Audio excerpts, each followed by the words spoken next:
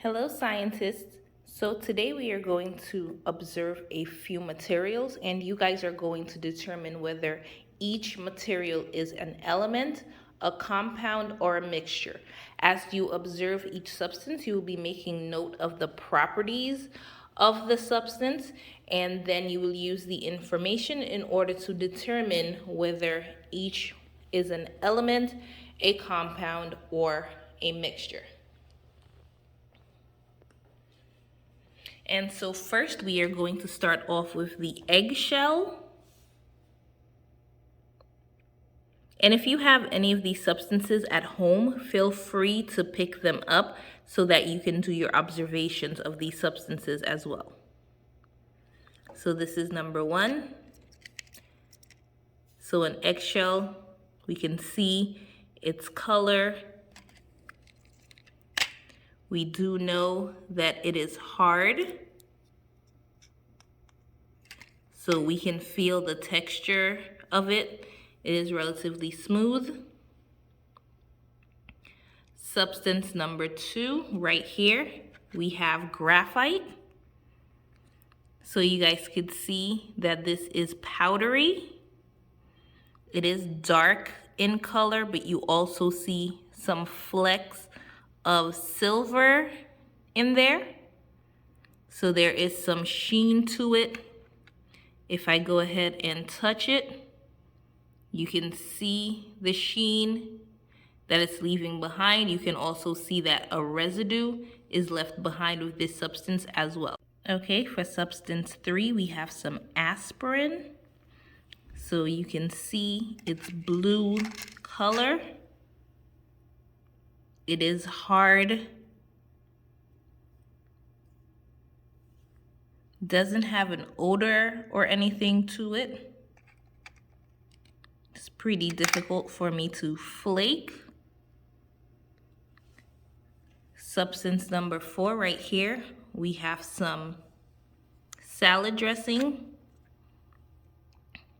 And you can see there are different solid components in there. You can see the liquid components. Some of it is oil, some of it is another liquid. Smelling, it has that very pungent aroma, tangy in there. So that is substance number four.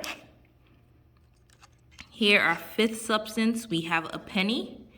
Of course, you see this metallic luster to it, the hardness that we are familiar with where a penny is concerned. We have that. We see the color of it as well.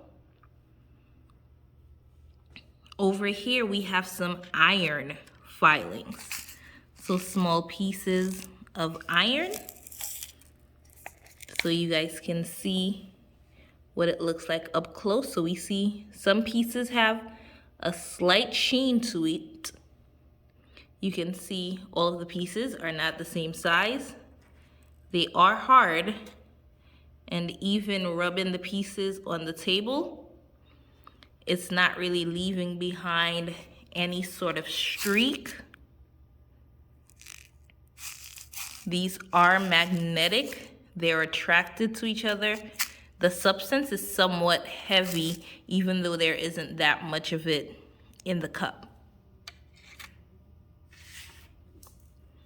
So our next substance, we have some soda, good old-fashioned strawberry soda.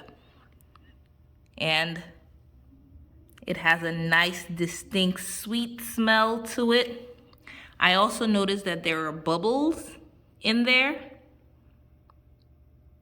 You can see those bubbles throughout the liquid. We can see that red color of the liquid. Our next material, we have toothpaste. So of course we can see the white color. That thing isn't moving around.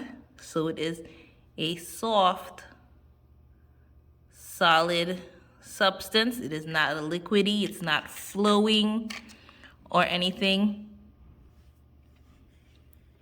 We can see, smell it. Of course, we're not tasting it because we are not tasting any of these substances. The next thing that we have is a balloon filled with air. And of course, we know air is a gas. It is colorless, it is odorless, and that's what we have inside of this balloon. Next, these two substances work in tandem. So here we have oil and water. Of course, water, typical clear liquid. Oil, we have this yellow liquid. And I want you guys to just observe as I mix these two liquids together.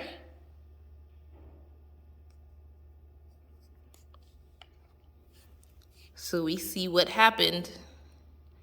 The liquid water went straight to the bottom of the cup. We can still see that clear water, and the oil is floating on top of it. So even when I put these two substances together, I can still differentiate them from each other. Their properties are still present. I still have both liquids, and I can tell which is the oil, which is the water. So our next two substances, we have baking soda and vinegar. So here's our baking powder, white. It has these tiny grains, nice soft powder. You guys could see what the baking soda is like.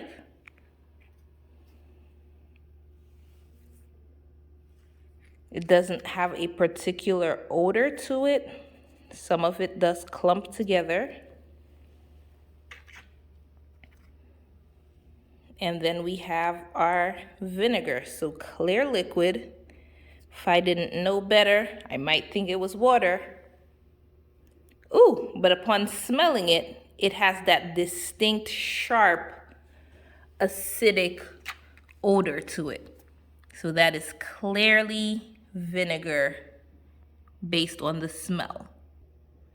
Okay, so now I am going to mix my baking soda and vinegar together inside of this balloon. And I want you guys to just observe what happens.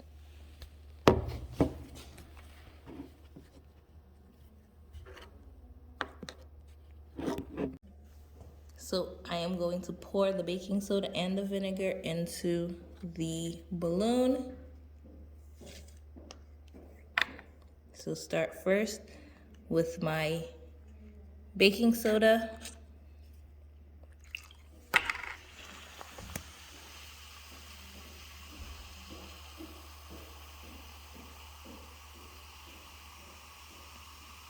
And you guys can see my balloon is expanding. I'm not doing anything to it. It is expanding.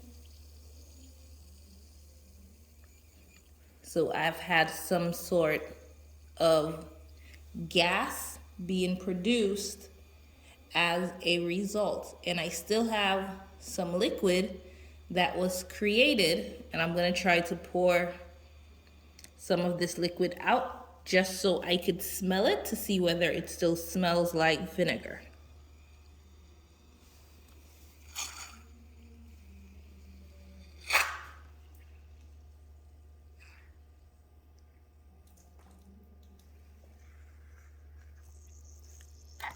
And so this liquid actually does not have the sharp odor as vinegar does. So clearly that liquid that was just produced is not vinegar. So again, here it is. Even upon smelling it, I don't have that sharp vinegar smell that I did before.